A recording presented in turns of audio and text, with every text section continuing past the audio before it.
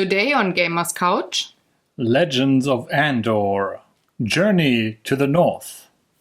Hello and welcome to the couch. Love boat. It's not a love boat. It's a cruise ship, yeah, but the love boat doesn't have a sail. It's one of these big cruisers. I'm sorry. It's really Is it bad that I know that the love boat didn't have a sail? Anyway, happy Sunday. Welcome Hello. to the Gamers Couch. This is Daniel, my sweet husband and board game geek. And I am Sarah, the artist behind Pinselgeschichten, also very, very fond of board games. Hence, we talk about them each Sunday. Today, talking about Legends of Andor, the first big expansion. And we go about it just like every week, talking about rules and gameplay first. That's his part to explain. And we're staying rather broad with that. Not every little token is explained. Then we talk about what we liked or not liked about the game and finish up with funny stories and experiences. Yes. Maybe these tokens feel underappreciated if they're not all We explained. appreciated them while playing. That's enough. And we give you a very, very tiny teaser for Draft for Initiative last in this video. That's the last topic. While sweet The last husband, thing we will do. Please continue. while hubby quickly sips a round of coffee, I will stall and now will tell you he's gonna explain rules and gameplay to you. Hi. Now, this is a little bit of an odd one. You may have noticed that we didn't really officially have a video out there for the Legends of Andor base game. The reason for that being is we talked about the game, but that was, I think, on your vlogs series thing where we actually didn't call this Gamers Couch and sat down. No, that was before we split Talk O'Clock and Gamers Couch and made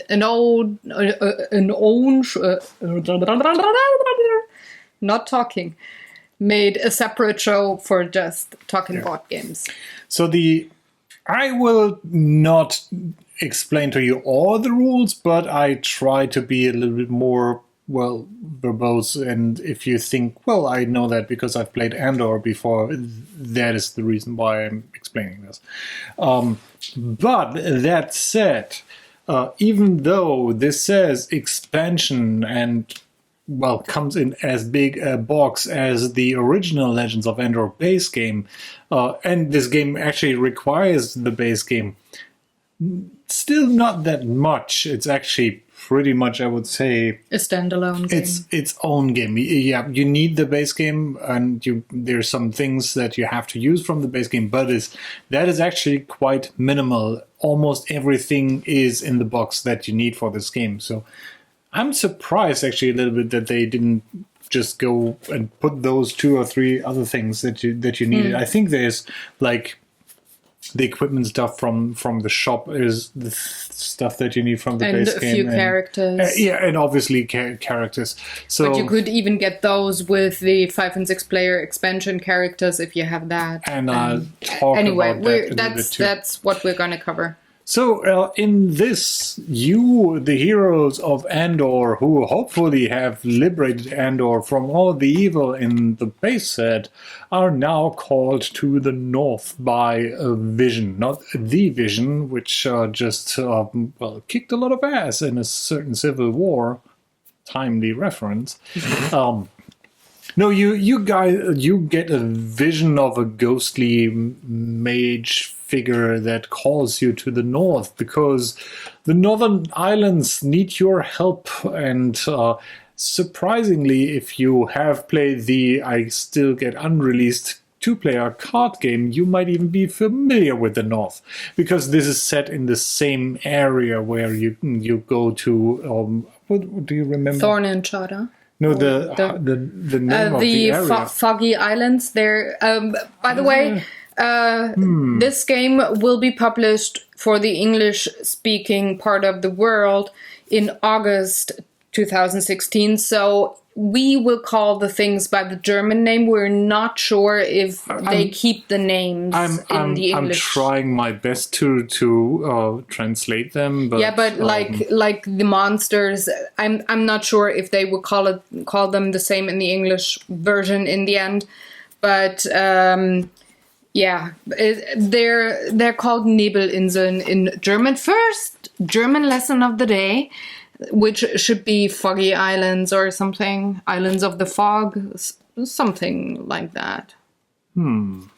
So it says the land of Hadria, but Hadria is actually the backside of the map. I don't... Let's just call it Northern Islands. I have looked at those and I think they call it in the first legend they say it. Let's keep this professional and just open up with the board as usual. I hope you're comfortable because see? Yeah, you can see. I'm trying to be in frame. That's fine. You can actually a little bit more to my side and stop. And stay like this for this. For a while. So, if you are unfamiliar with Andor, I'm terribly sorry, but you are playing little heroes like this guy called Stinner, and Andor is, well, I wouldn't say popular, but it's very nice because they always include like the male version and the female version, so even though you reference a hero, I think there's a canon version of who's who in terms of gender, but usually you can pick your hero as you want to. Can you see me? You're not helping with I'm sorry. Please keep this professional. I will. Hold it. So the base game Andor is very much almost like a puzzle game, although it keeps telling you a story. So whenever you play, you will play a legend, which is one of these card packs, and you kind of go by card and learn a couple of new rules, and the cards pretty much tell you what to do. It is not unlike time stories in a way, but on the far end of the other spectrum. So let's say time stories is very story heavy. This is very gameplay heavy, and it's more about the mechanics and trying to solve this game. If you haven't figured it out so far, this is a cooperative game, so all the heroes working together and all the bad guys are kind of programmed. So some things might seem familiar if you played Andor. You still have this order of stuff to do and this time track where you keep track of hours of stuff that you do. Each hero gets this little disc that gets put on here, and then for each action you move it 1 hour further. You still have the board set up in little different areas, so each area is surrounded by a line, has usually a number. Obviously, very different here from the base game. There's now a sea where you will actually, and that's spoilers, you have a little boat here where you will be sailing around, trying to go from island to island. But some old guys that we know, our lovely arrows that point the evil guys from turn to turn, are here as well. So, little recap. You start on here with your characters. Heroes go turn by turn, and you spend your turn actions up to 7 hours, so to speak, of what you want to do. Moving a field takes an hour. Attacking a bad guy takes an hour. Trading in gold for equipment does not take an hour, but requires you to stand on one of these trader fields, which are spread across the kingdom. There's one down here as well. As I said, fighting against the bad guys, it takes an hour or it takes an action. In fact, the bad guys have their own little health thing down here. And it also says how many dice they have and how many strength points they have. Similar to your heroes, which, sorry, Stinner, he's one for the sea and not one for the floor. So, as I said, you have the male version and the female version on the other side. It does not matter which one you take. They're the same in regards to stats. But all of these hero boards kind of cover the same thing. So Stinner is a new hero introduced by this expansion. You still keep playing with all your other heroes, although right now, let me say it, I strongly recommend playing this character because of his special ability. So characters, as you see, usually have a space here to hold something in hand. In this case, there's space for a shield to hold or something else. You can have a helmet on here. You have 3 little free spaces here to store markers or special equipment, like this is a fairy dust, which you might find. You have these strength points where you have your little cube that will indicate how much strength you have. You have your willpower points on here, which are pretty much your life. But they also govern how many dice you will be rolling in combat.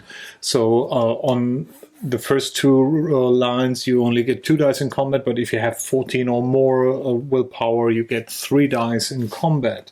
And I'll refresh how that works soon. Also, every character has a special ability. In this case, Stinner has a special ability regarding the ship, meaning that he can move the ship by 1 space before or after an action if he chooses to do so, and if he's on the ship. Which brings us to the ship. Another new way to travel around Andor in this thing is having the ship. The ship obviously travels across these water fields. It cannot go across the rifts, and it obviously cannot go on land. But you'll move the ship around here. It's just a faster way to travel because you will be moving the ship according to how the wind blows. In fact, the ship is so important in this that it has its own board with its own areas where your character will stand on once you are on the ship. You can upgrade the ship, and this is actually pretty neat looking. So usually, and I did not prepare this correctly, this is still up from our last playthrough where we upgraded everything because we were awesome. And this is now going away. While I try to... What if I wanted to show something on the map right now? Then I will expand it again. So this is the base ship, the Aldebaran. This is actually a ship you get right at the start of the story, and we'll travel with this. Well, it's not the best ship, let's put it this way, you can get. But you can turn it into a better ship. There are spots on the map where you can upgrade the ship, or actually there's just one spot where you can upgrade the ship.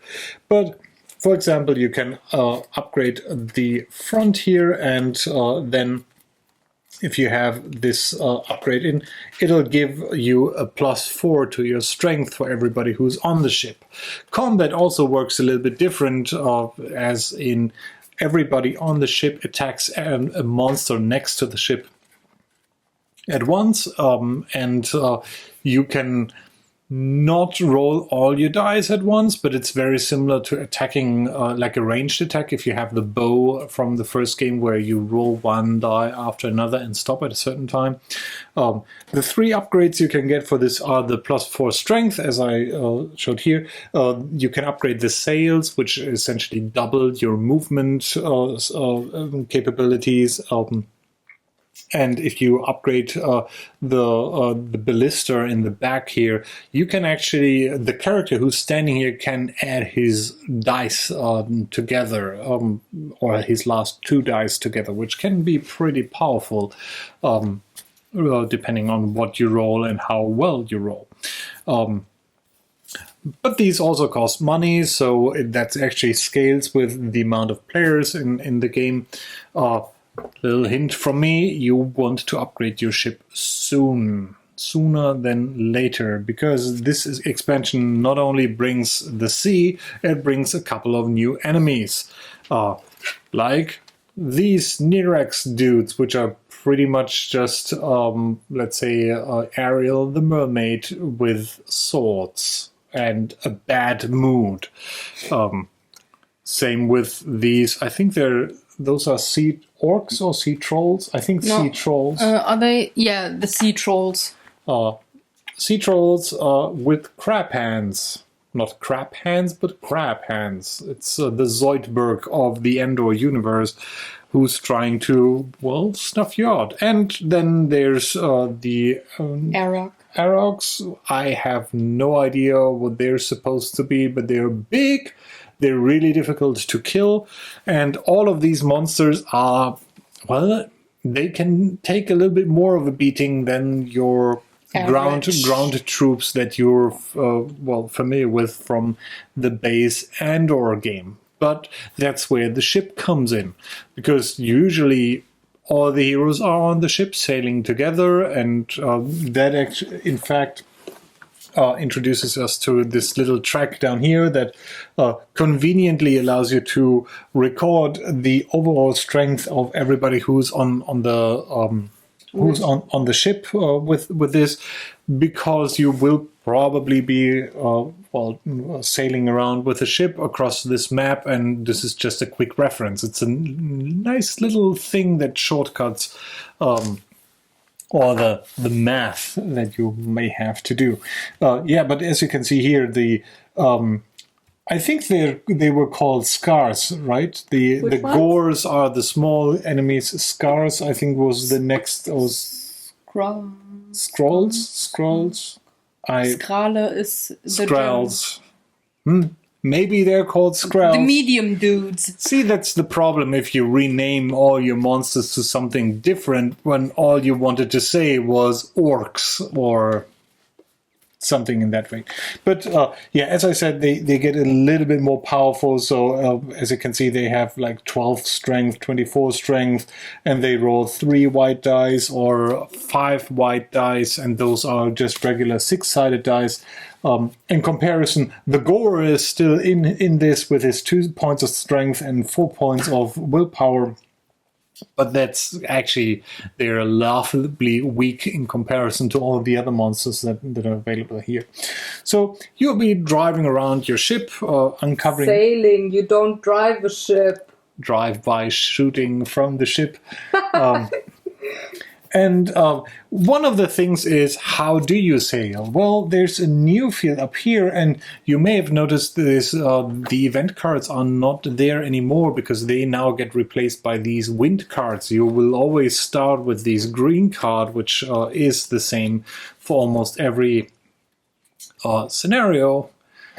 The only difference, you might turn it around by a couple of degrees, depending on what the scenario setup says.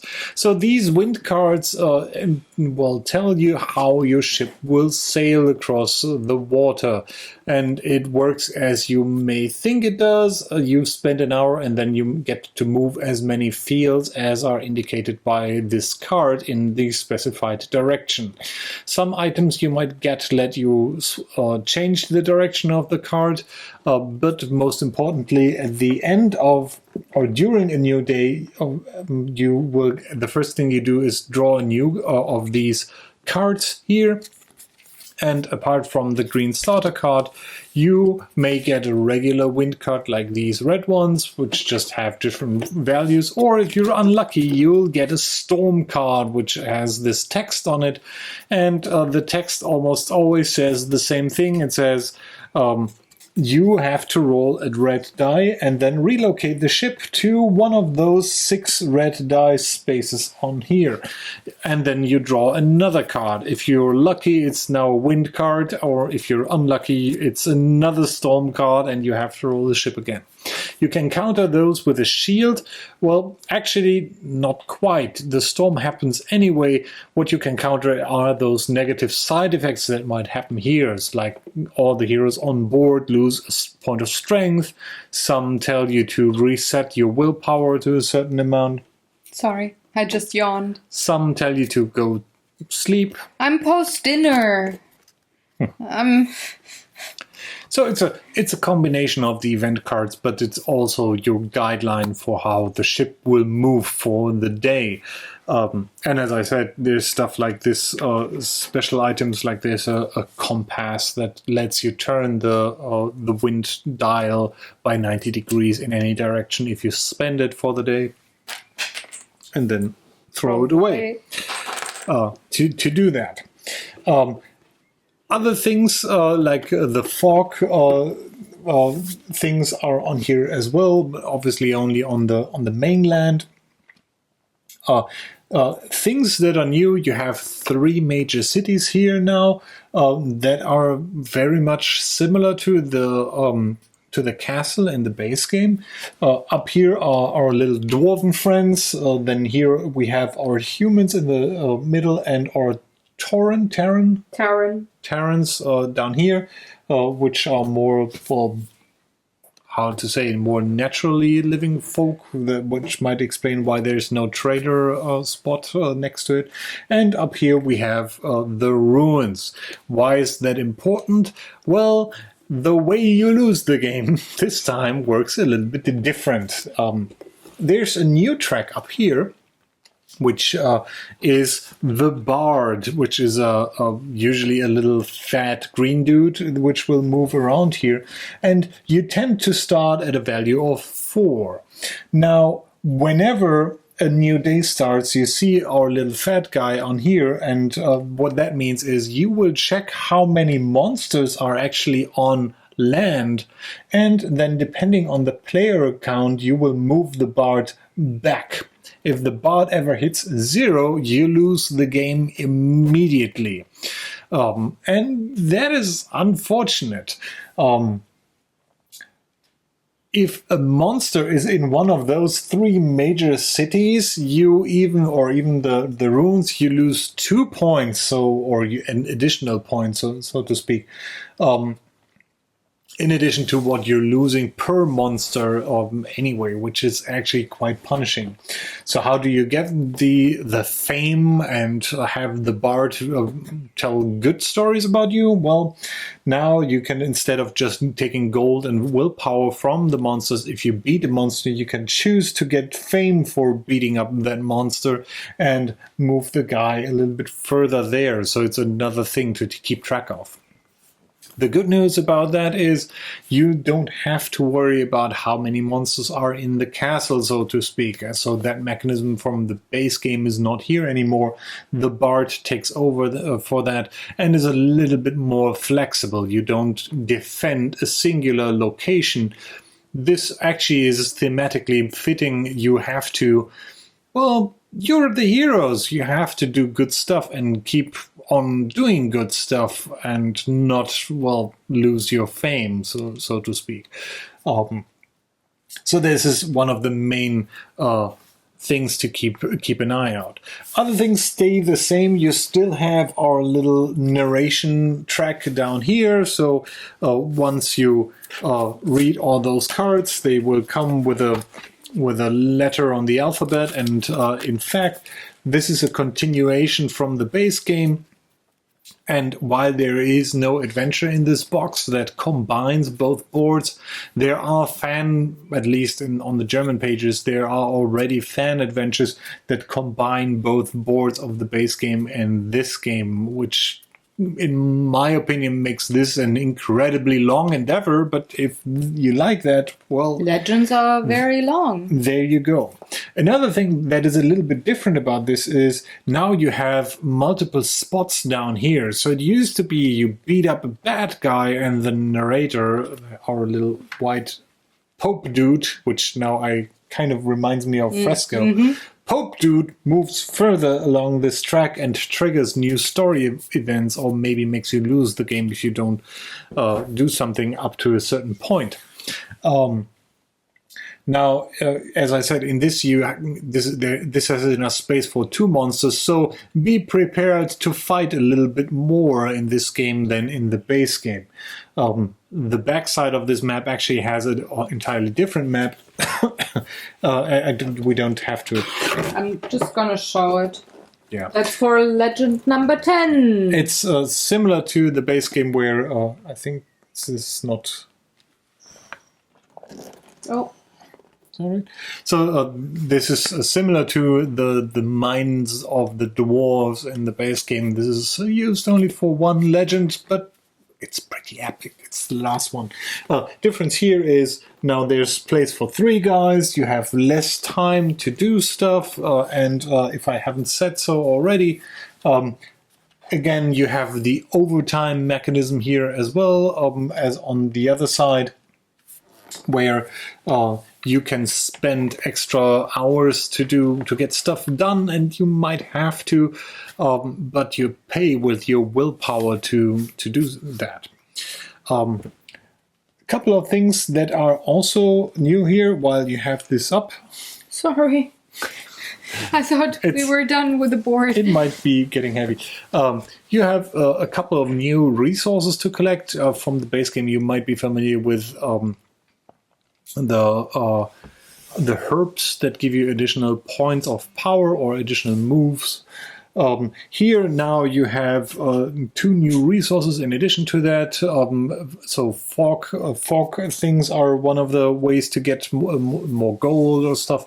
Another thing that's new here are these little tokens of wood and iron, which can be collected. Also, please hold these little wood tiles and iron tiles.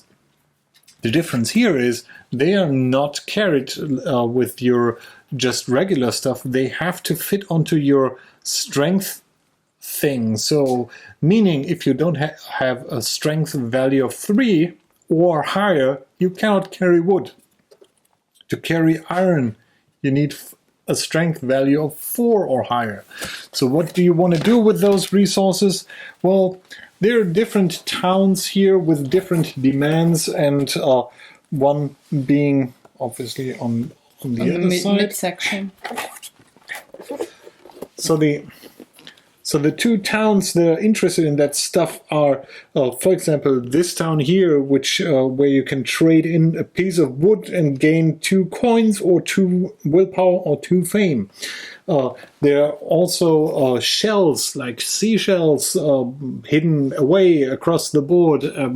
Actually, that's something you roll dice for to distribute them, which the dwarves like to take and will give you whatever the value on that is, and you can. It's for the pearls inside of the shells. They're not interested in the shells, but in the pearls. No offshore oil rigging dwarves in medieval Andor? Something like that? Nope. No fuel conglomerate.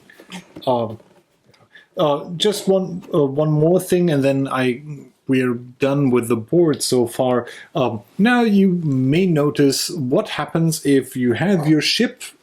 Let's say here, all of your characters are, off board on land, and then a storm happens and your ship goes, let's say, there. Since your characters cannot swim, or, they might be able to swim, but not in this game, because probably they get eaten by a sea giant or something like that, you are able to take the lifeboat or the raft between those islands. So you can actually move from this area to this area, and it takes you 2 hours to do so, but it's actually quite ineffective. Your ship is your best bet in this game. And I mentioned this before. I want to point this out again because it might come up in our gameplay experiences thing later on.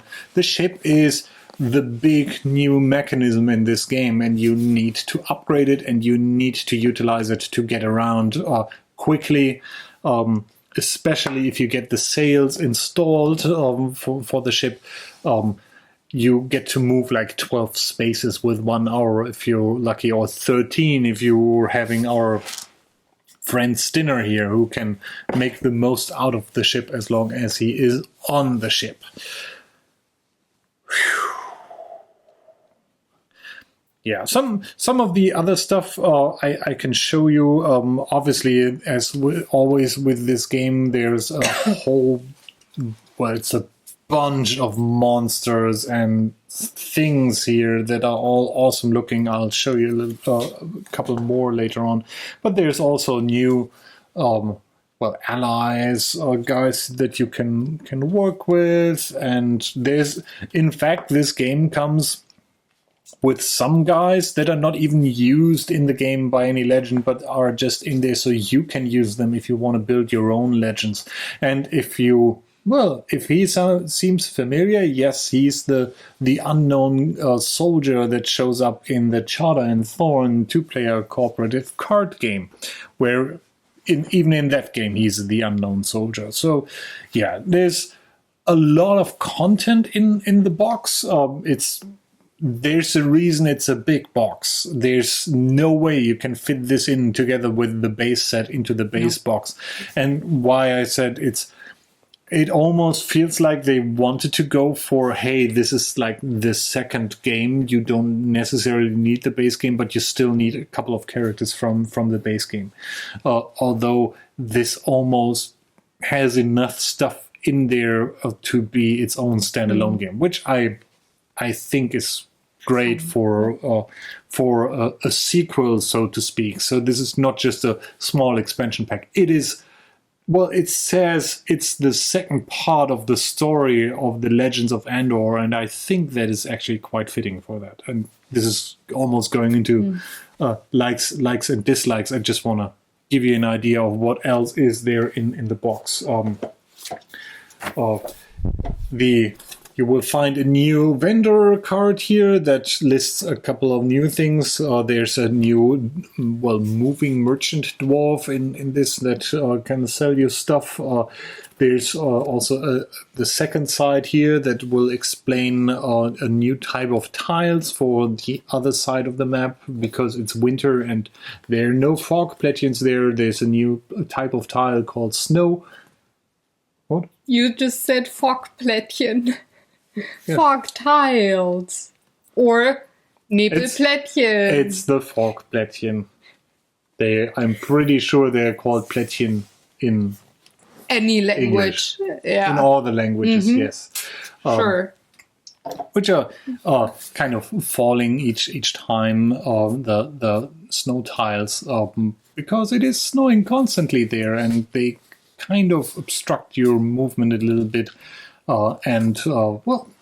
It's an interesting new thing to keep the board changing a little bit more than what you usually would have with the fog cards.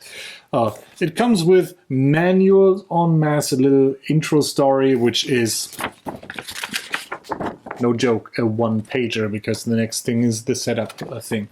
Similar to the base game, the rule changes or the new stuff are all explained by these cards, these story cards that you unveil now. The German one won't help you much, but they come up and will explain every single topic. If that's not your style, the reference manual will also explain and show you all the components of the game. And by the way, this is everything that comes in this box.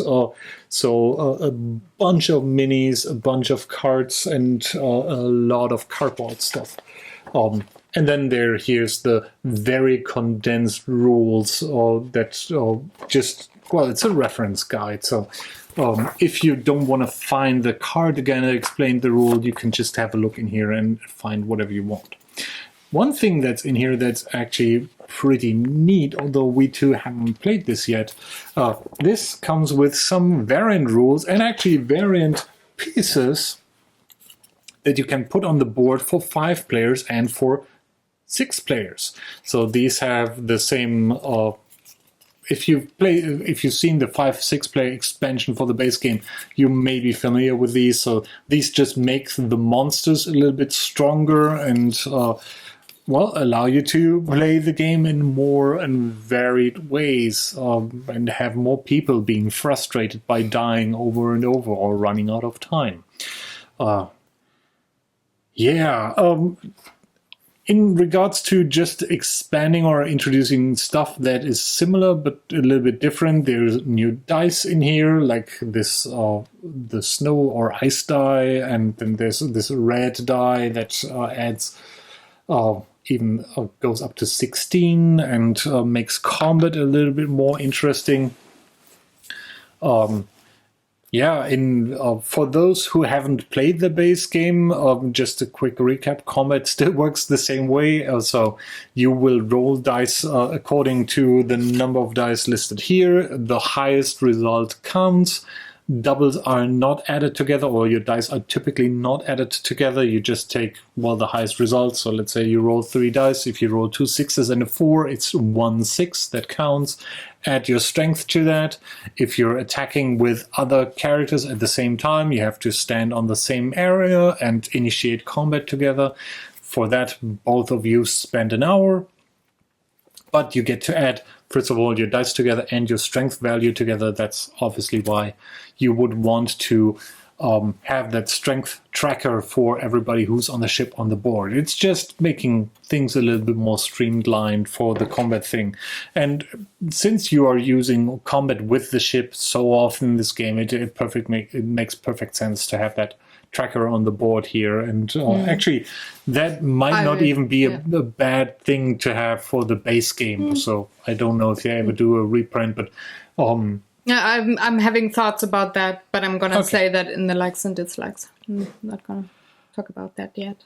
And other than that, the game is, I don't want to say as puzzly as the base game.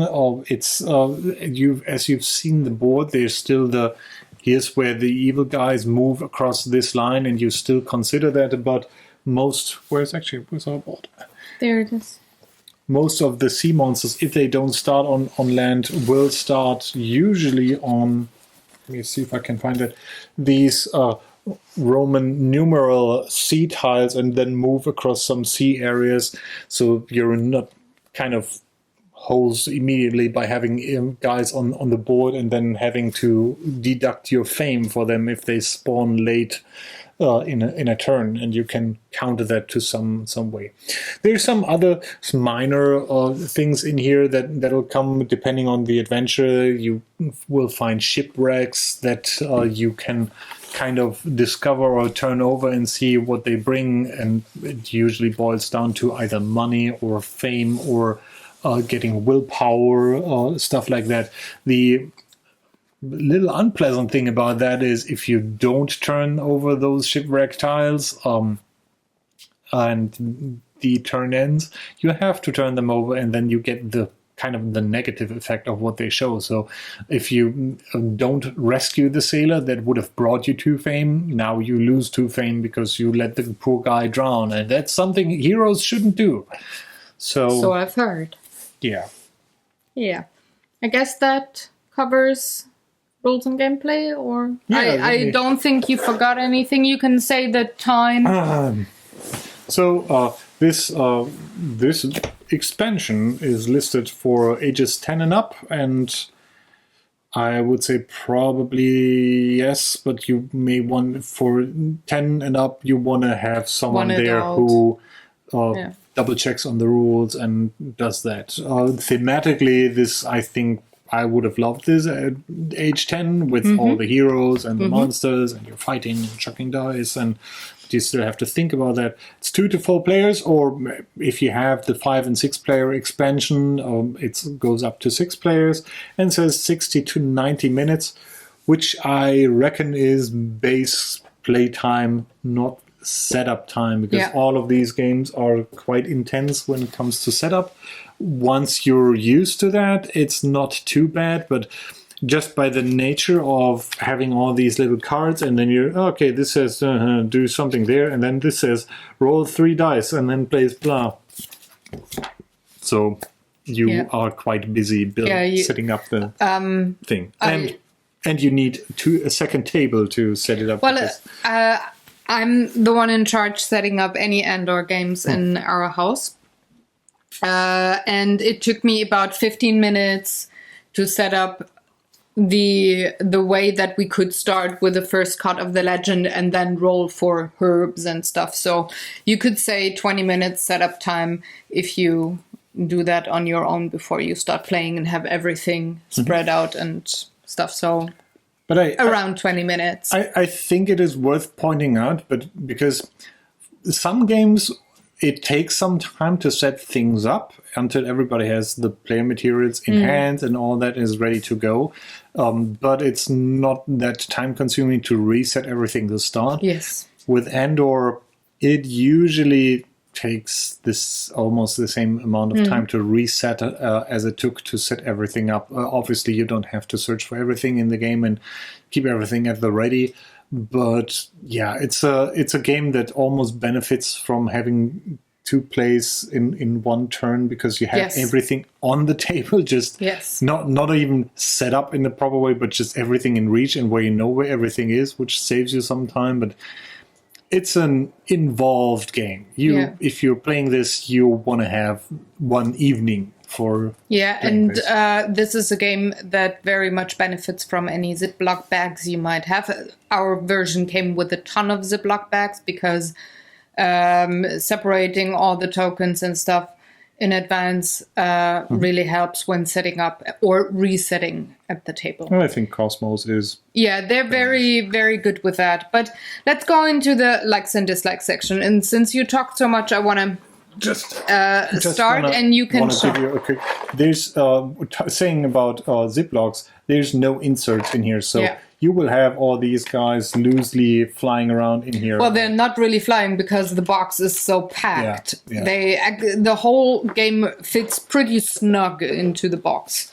So I'm not mad that they didn't have an insert for this particular one. Though with games in general, I'm very keen about having a good insert. But anyway, while you're telling them what you like and dislike, I will just hold up random stuff as usual just to give you an idea. But like for me, just before you get started, this game is still gorgeous. Michael Menzer is doing a fantastic job in the artwork. Everything looks out of more like not really graphic novel is the wrong word, but it's like really like a fantasy art book kind of thing. It's gorgeous. It's not looking gamey. It's looking I don't have a good word to describe it. It kind of reminds me of RPGs rather, where you have a storybook maybe with it or something like that. So it's again let's just take that note. Artwork and component quality, as with the base game, again, is gorgeous and awesome. It's a very sturdy cardboard, nothing wonky, nothing where I said, this is not really good quality or this looks ugly. Not at all. With this production, they very much did a hell of a job, actually. When it came to the rules, the way the rule book was written, it was very easy to grasp, so I didn't have a problem there. And I was very happy that they kept very, very many things that they had in the rules for the base game, but changed the things that I didn't like about the base game. Now, one thing... What was it? I'm just going to say...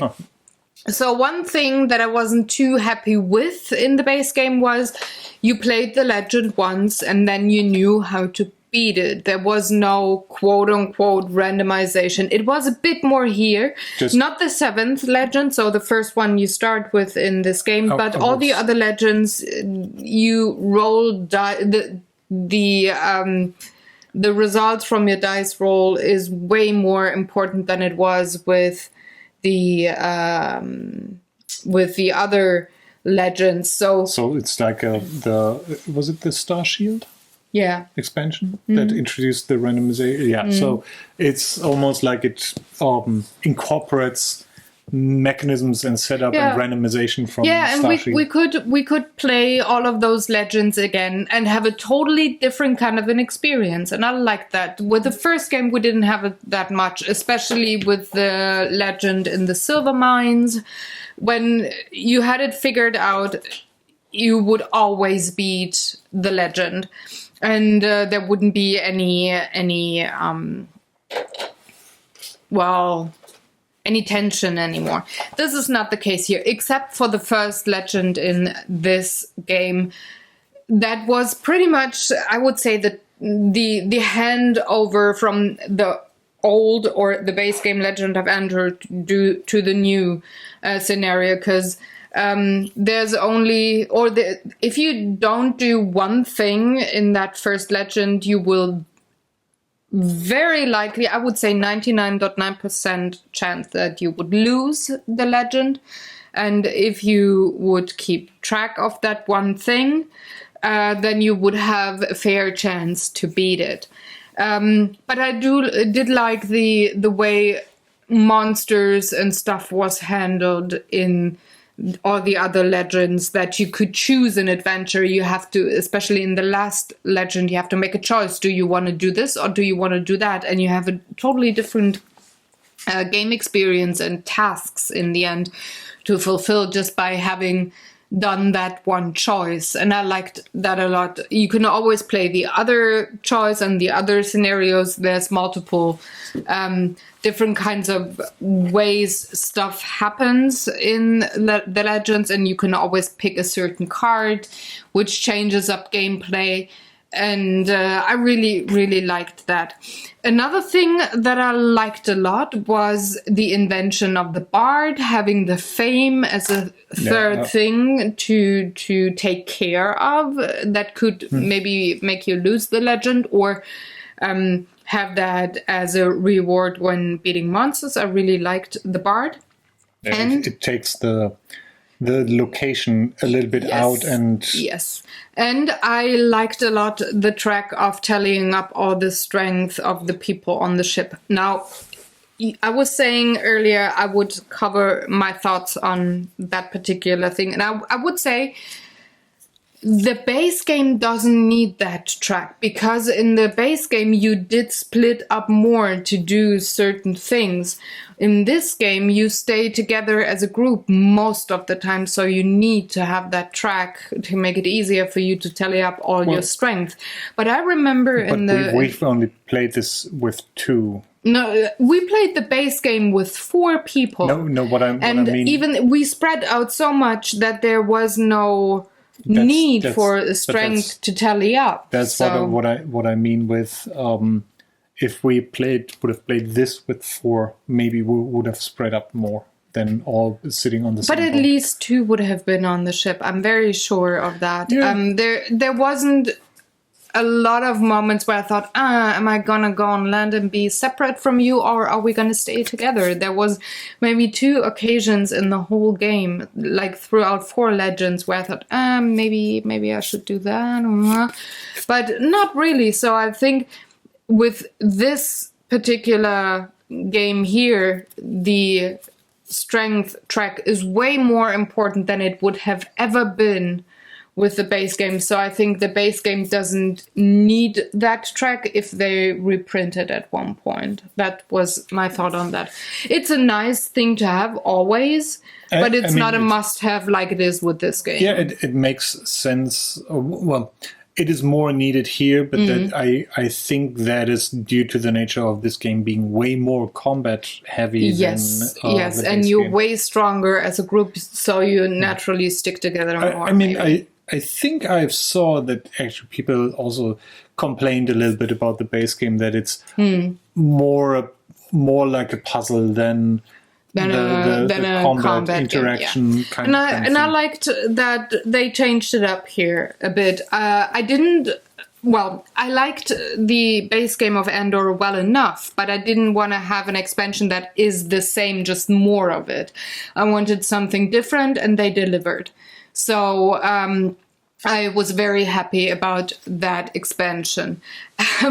One thing I also very much liked is that you have a way to make things easier for you, maybe, if you find things too difficult. So there's welds in there that are maybe a bit stronger. You can take those, or take the others if you find, or you have... I was about to explain that. Or you have a character that you can take with you, so when he sees that you slay a monster, you get 1 extra point of fame if he stands on your field or next to you or on the ship with you.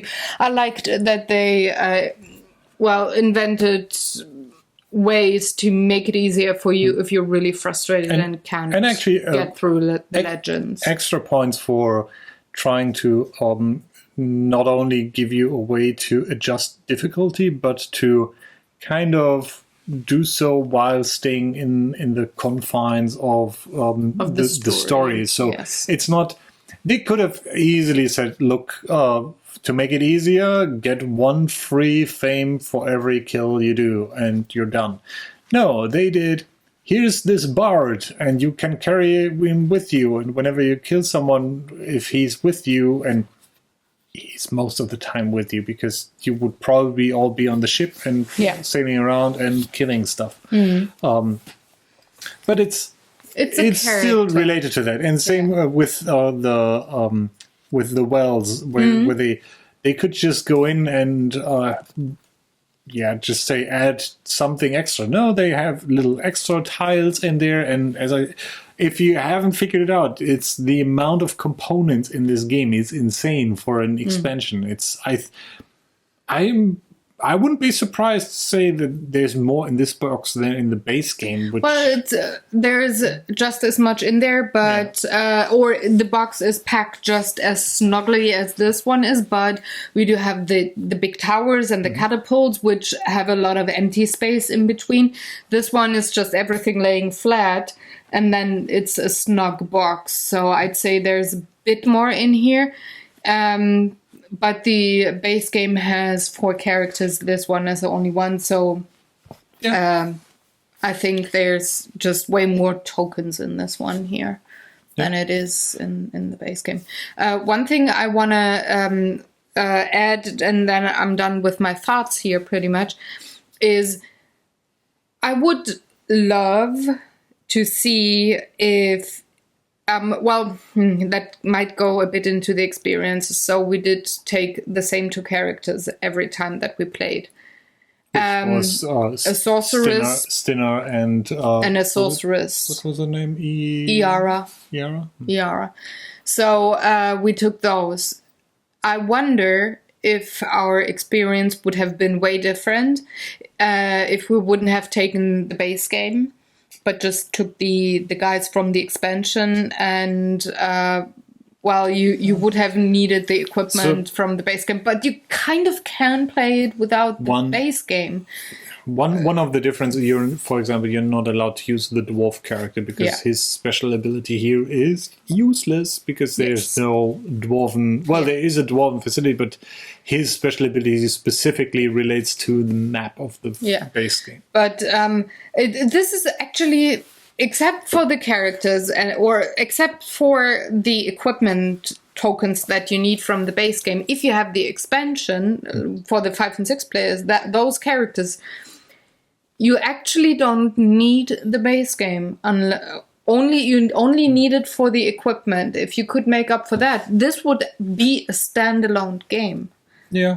So I really like that. I was not expecting that. But then again, I would assume probably no one will get this game without getting the base game. No, but you could if you would have somehow be able to track the equipment. So did you think that it felt a little less puzzly this time and a little bit more lively?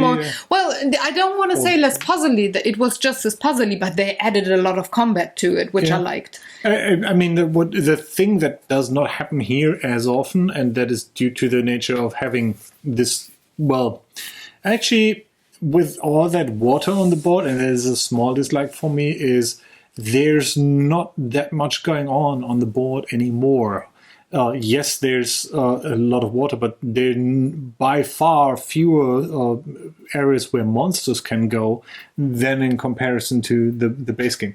They spawn at lesser points, The thing with the base game was, do we kill this monster here now, or do we wait another day? Let's check how new monsters go in. Where do they move? And you've spent a lot of time with the pathing, not necessarily when you have to move monsters, but the kind of planning ahead part took a lot of cycles. And this one here is more like, okay, we cannot let him go to shore. It's pretty obvious. But which one of those we kill doesn't matter. We just need one to be killed, so we take the one we can definitely get or if we were strong enough. It was more like we had to make sure, or the puzzly, thinky, strategic kind of a thought process was, are we gonna kill them both, just one? Are we gonna have overtime? Maybe gonna pay for that? We really want to get on to have a lot of fame, or can we manage with what we have and just leave them as they are? The next ones are gonna spawn at those points, definitely. So it was more like they could spawn there, or there. It's more like there and there. How many can we have ashore? And how many do we need to kill? Yeah. So that was different. Fair word of warning. Probably if you're not German, or if you're planning on picking this up, don't be us. Don't let too much time pass between playing the base game and this game. Not because you will forget all the rules. That is actually less of a problem. The thing is, we had to get into the Andor mindset back again, because the difficulty in this game does not kind of. Actually, I still think that this first legend, the legend number 7, is like the second most difficult from all the ones, at least until we figured that out. What they're not doing and what they should do, and this is why I've been saying this like 4 times by now, is try to say, look, not only is the ship a cool new gimmick, it is important and crucial to all the legends. If you don't utilize the ship, it will be an incredibly frustrating experience. And that means try to keep someone on board at all times to be able to steer the ship or do something with it. You will probably, we're going to talk about that in the experiences, but just remember the ship is important, and be very careful of how many monsters you kill on your first day. In the first legends of those. This is all I'm going to say. I'm not going to say. That's spoilery. I'm not going to say. But that was my dislike pretty much, because that was very much like the first game, or the dislike that I would have for the base game. And lucky, I was kind of worried, but for Legends 8 through 10, they stepped away from that, and this was like, it's a breather. This is what I liked about this game, that they changed that thing. Something I like and dislike at the same time, and maybe, that's funny. Maybe that's the thing why I thought of Time Stories is. Almost all of these legends either require you to, at least if you're playing on higher difficulties, require you to know what's coming, or at least be prepared for the things. Yes, there's variations in what will show up and where it will show up, but that's like 1 out of 3. It's like, okay, which boss do we fight this time? This guy, or the other guy? And depending on which one, we'll have to do something different, which is fine and I like. But if you're playing the legend the first time, unless you're weak as we are and play with all like children mode on and all the help you can get. It is, I would say, it is unlikely, not impossible, to win the legend the first playthrough. And I mean, that's kind of the game. That's fine. And I would assume that a lot of people like that. But sometimes it just feels a little bit cheap or unfair of we lost this because we didn't kind of know in advance what's coming and anticipated that in regards to what we did.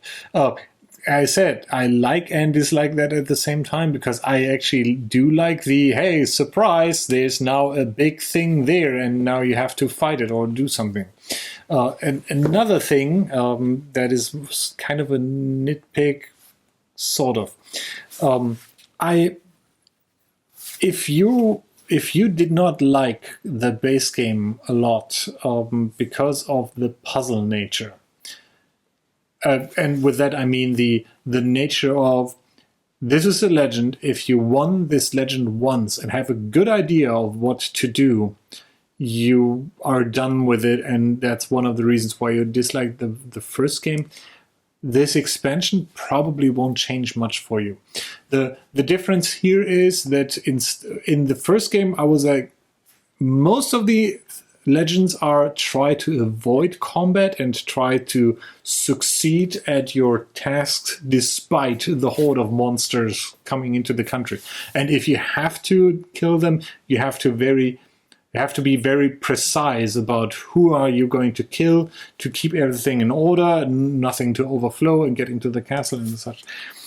Here, I would say all the legends fall into two broad categories. One is the be fast or be brutal. So it's like either you have a legend where you have to be really fast, rushing to the end and just being there before you're getting overwhelmed. And the other thing is, well, and I wouldn't consider this as a spoiler, you have to fight something at some point to win the legend, and that's kind of, okay, now you have to beat up enough stuff to get powerful enough to win that last battle. One thing I cannot recall from the base game, maybe you can, but I felt this time it was also like, usually it was do this and this and this, and if it happens, you win the legend, you go to Z like right away. And this time around with this expansion, it was a lot of times we only got the final task at maybe T or V. So we were done with the first task super fast, and that we had to endure and survive until pretty late in the legend, until we got our final task, which then would put us to the last point and win or lose. And that was that in the base game as well? I don't recall. Yeah, it's all kind of merging together a little bit with Starshield expansion. But I think in the base game it was usually pretty clear what you had to do. There was only a handful of the missions where you knew, okay, there's like this boss enemy that you have to beat up and get good until then, so to speak. And here it's like, surprise, you have 2 more days and now he is the bad guy. And this is your final task, and you've gone through so much, but you have to. I don't want to spoil the experiences part, but it went even so far as that we at some point didn't know actually what to do next, because it turns out that we just had to kind of waste a day to get to the car. It was more than one day. It was we were super quick. Yeah, like 4 or 5 days that we had time to buff. There was ourselves. A condition that we had to fulfill, and we did. But from there on, there was no like, okay, now read this card or go there and do this. It's like, okay, you've done this, and you almost thought that we were finished with. No, I was like, oh, there's one more. We have to wait until X. We can buff ourselves until then. But yeah, that's almost experiences. Shall we rate before we go on into the experiences, or are there any other major thoughts? I'm thinking about something else. There's so much in content. I mean, that is very positive, but sometimes you really have to. Okay, what was. Some things that are actually happen here, I think more often than in the base game, are tiles that do stuff. Similar to those shipwrecks, there are other things where you have to find specific tiles. And it's almost a waste that they usually are only used in one legend and not more. But I think inherently designing this, they had very much in mind that you either get fan-created legends or create legends on your own. There's way more stuff in this box than what you need to play the legends, and the legends that come with this may be seen as a guideline for doing that. And unfortunately, probably is that none of us are into the story of Andor. I just don't have the time to create something. I would if I would have a day in the week free. We both didn't read like the novel. I think it's out by now. Or at least here it's out. There's at least some fan stories, and I didn't really much get into that. It's like I still think that the story of Andor, and that again may sound more negative than it is, but it feels quite generic. But it leaves enough time, space, and well, it's just generic base hero story, but it leaves enough for you if you want to create stories and you're not forced into a box and this is how it goes and there is no left and right there. I mean, if you're looking at these boards, and this small line is pretty much all you can get, apart from a couple of pieces that are in here. So the characters, what I feel, don't feel quite fleshed out. Yeah, but you can he's develop the them. mage. He's the archer. Maybe the intent was to leave enough space for the players to develop those characters and make stories. I would do that if I had time, but I'm having so few free minutes that I cannot make up stories or legends or even background stories for those characters for us. My point just being with and maybe that is kind of because there is such rich artwork and all those monsters and all those things in there that it feels like there's an epic backstory. Yeah. It's almost like you're playing a Lord of the Rings game, but you don't know anything about them. So I guess that's the perfect sentence to end the likes and dislikes and have a rating. Yeah. Yeah. Okay. 1, 2, 3. Okay. We're too much in sync. Why are you doing this? I'm left-handed. Yeah, but why are you to the outside? No, I'm not like that. I'm one tilt lower. Yeah, but that's usually... No, it's not like this. Yeah. And you're doing the over one. You're 125%.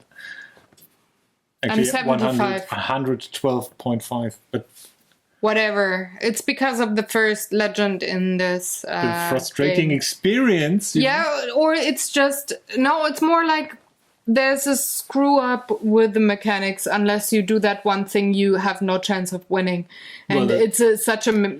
It's not a screw up with the mechanics themselves, but it's... Let's go into the funny stories and experiences and talk a tiny bit about that without spoiling. So... in that the first game we lost, like big time. And then we did put the box aside for a couple of months, and then we played it recently again, screwed up again, big time. And then we hit the internet and checked. Did we maybe get something totally wrong? Actually, we played 2 or 3 times before starting to look at, hey, maybe we're doing something fundamental. Oh yeah, 2 times this time. We played it once, screwed up, and then we had so many other games that it just got onto the shelf. And then we got back to the game, played it 2 times, and then we looked it up on the 3rd time we did beat the first legend in this box.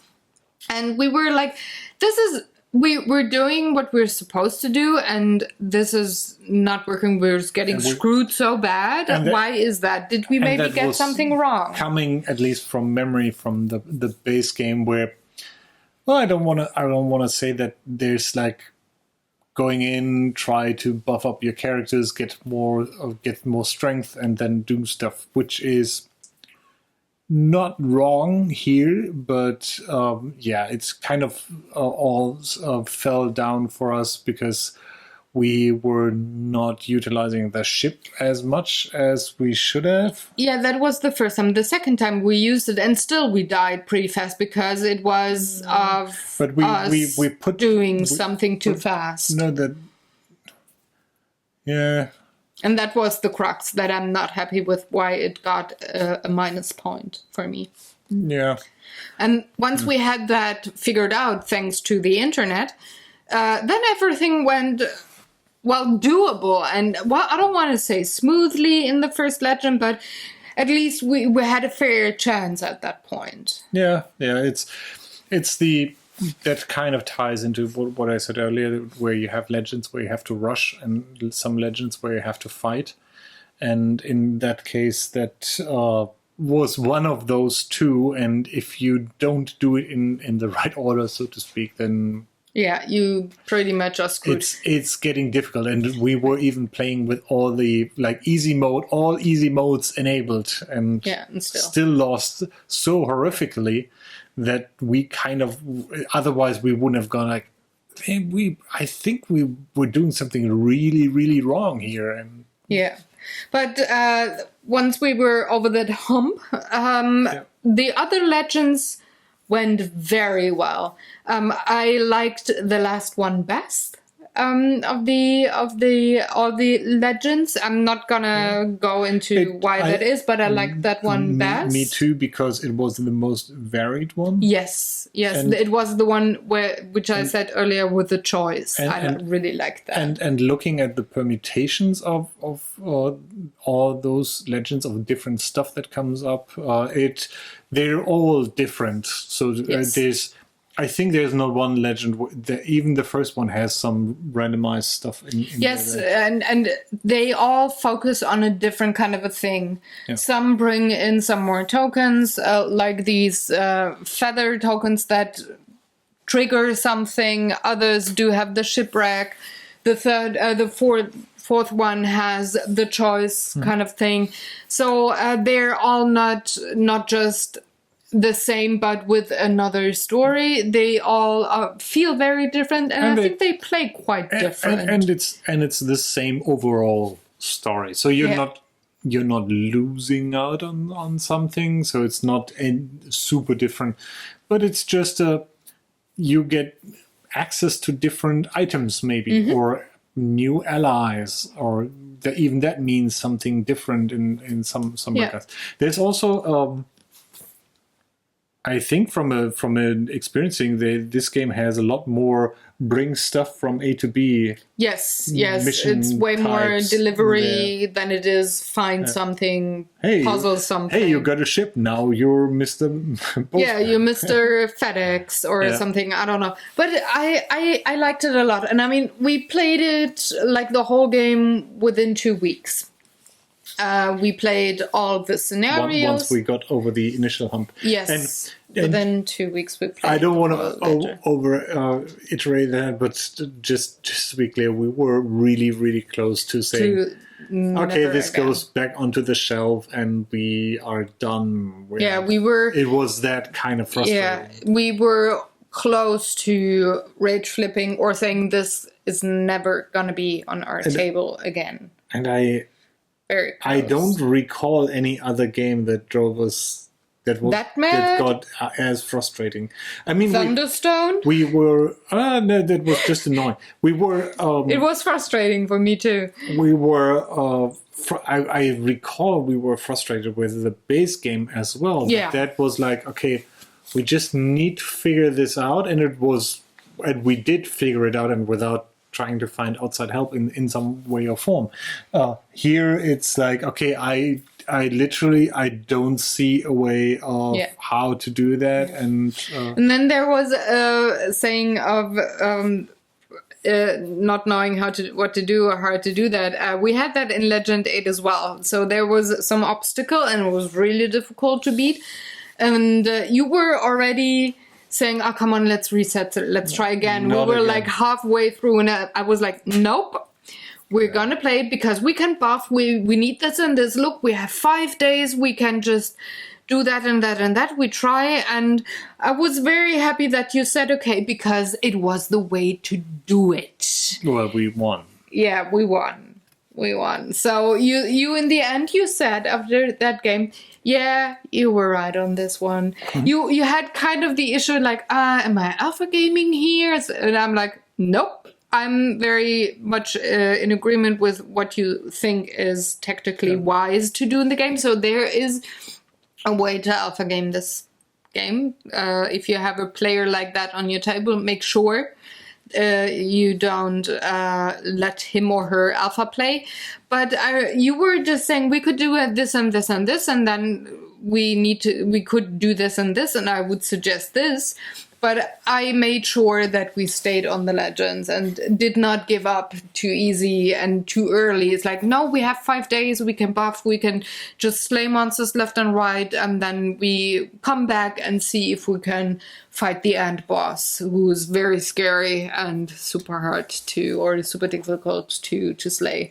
But now so you're spoiling. No, I'm not. You were about to say what's not happening. What? You said, I won't tell you what's happening in the legend. No, it's like the end boss. End bosses by nature are very difficult to slay, but it's giving the hint that there's an end boss in that legend. yeah, in all legend, No, there's a final task to do, and that's what I call an end boss. I'm not talking about Legend 10. I'm talking about Legend. I think it was 8 or 9. One of those. I'm not really spoiling. But my point is that there is... I want to stop you from spoiling.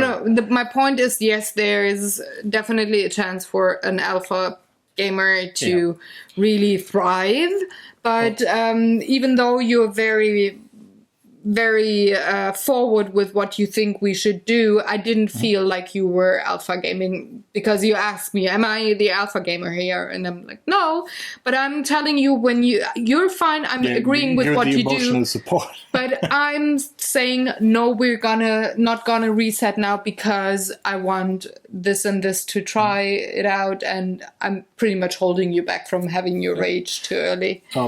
That said, while I enjoyed our more than 2 plays of the base game, I think this plays really nice with 2. Yes, very much so. I really liked it. From that perspective, if you're looking for a rather involved, not necessarily heavy as in like Euro game heavy, but a thematic involved game that is challenging for 2, like to play with your significant other or something like that. It's pretty good. Pretty good call for that. Unfortunately, you probably will, even if you played a lot, I wouldn't see myself playing maybe each mission once, twice, maybe 3 times. Yeah, to have all the cards played. But then again, we have so many games that we are not in need of replaying campaigns over and over again. But one other thing that we tried with the first legend number 7, when we failed so much, we played it with 2 characters. And we played it with 4 characters, so each of us playing 2 people, and it didn't make a difference. So this is things when we fail, this is what we try to figure out as well. Is it maybe unbalanced just for 2 players and it's way easier for 4?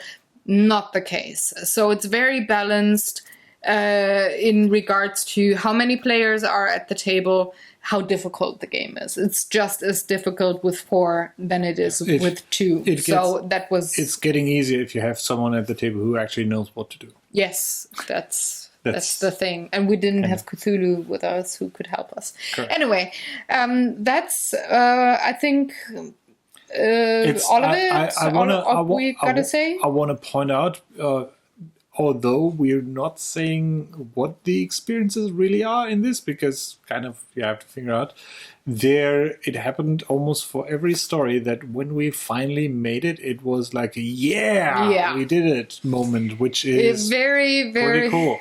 So that very rewarding to win at this game. That comes naturally with difficulty and the challenge, but this game, if you then manage to do it, especially after getting beaten up so horribly at first, and I would assume it's just on us because we're kind of not really clever at immediately figuring out what the game wants us to do. Who knows? And I think I would assume someone over there on the internet is already getting in position for you stupid. I don't know. If you please do me a favor, if you have played it and had trouble with Legend number 7 as well, or if you're playing it at one point, and just come back to us and let us know if you had difficulty with Legend number 7 as well, and all the others played rather straightforward. I just want to know if I mean, I've read some things on the internet already, or we've read it when we tried to figure out, are we just plain dumb here? But I just want to know if this is, I don't want to say broken, but maybe not as balanced as the other legends are. I think the thing that could have been improved is a better intro to the new mechanics. The game comes and says, "Hey, this is this and this is that," but this is how it goes. I think the base game does a little bit of better job at. It takes a little bit more time introducing you to how in what way a scenario is challenging. Also, it is actually worth to point out that in this game there's only 4 legends, which is not much. I mean, the base game by nature has, I think, 5, and Star Shield is number 6. Or 6 maybe the in between legend. Something like that. But it had a whole lot more legends, and all this stuff. For legends, and it's like whoa! It does not feel like you're getting shortchanged on the value in here. No, not at all. Because of you can replay the legends, and they're actually more replayable than the base game. But from a pacing perspective, I think the base game did a little bit better job of getting you used to, realizing, this is how it works. Maybe we don't have to kill everybody as fast as possible, but try to get through here before that guy goes there and then do that. And here it's the learning curve is a little bit steeper. Yeah, but I guess that sums up our thoughts on the game pretty nicely. And now we can tease for Draw for Initiative. We have a very... I know what's next week on Draw for Initiative. What is it? Me talking. That's right. Because we do have 8 weeks of Draw for Initiative podcast. That Tina, Daniel, and I recorded on a very stormy Sunday afternoon. And yes, you can hear the wind and some thunder on the video. I wasn't able to put that... It's a fart. It's not a fart. Don't trust her. It's not a fart. She had hallucinations from the fart. No, I did not. From next week's fart. It's a... kind of quantum fart. It's a quantum fart, yes. We're talking board games and painting board games on 8-week episodes of Draw for Initiative podcast. Each week has a different kind of a topic because Tina and I, in the behind-the-scenes realm of the studio, are working on new paintings for, new games for you to see soon-ish, like 8 weeks from now, pretty much. I can give you an exact time frame. It's the 6th of July that we're back with paintings. Until then, enjoy the podcasts. It's about 15 to 35 minutes on each episode, and there's just, thoughts about painting and board games and stuff coming up. And I really... I'm curious what you think about it. I do a phenomenal job, I want to point out, at not interrupting all the time. You did. Other than to what I do in these videos. Yes, you were very, very good. You got a lollipop for that or something. I don't know. It was maybe called... I didn't get anything for that. It's called gummy bears. You got sweets. All right. See? And this is goodbye. Now the end of this video. Do all the good YouTube stuff, like, share, subscribe. We'll see you next Sunday on the couch with a new game. And until then, have a very good Sunday. Thanks for watching and take good care. Go play and check in on Wednesday, 9 a.m. CET. Bye. Goodbye. Have fun with the Plättchen. The Fockplättchen or the Snooplättchen? The Folkplättchen. The Folkplättchen.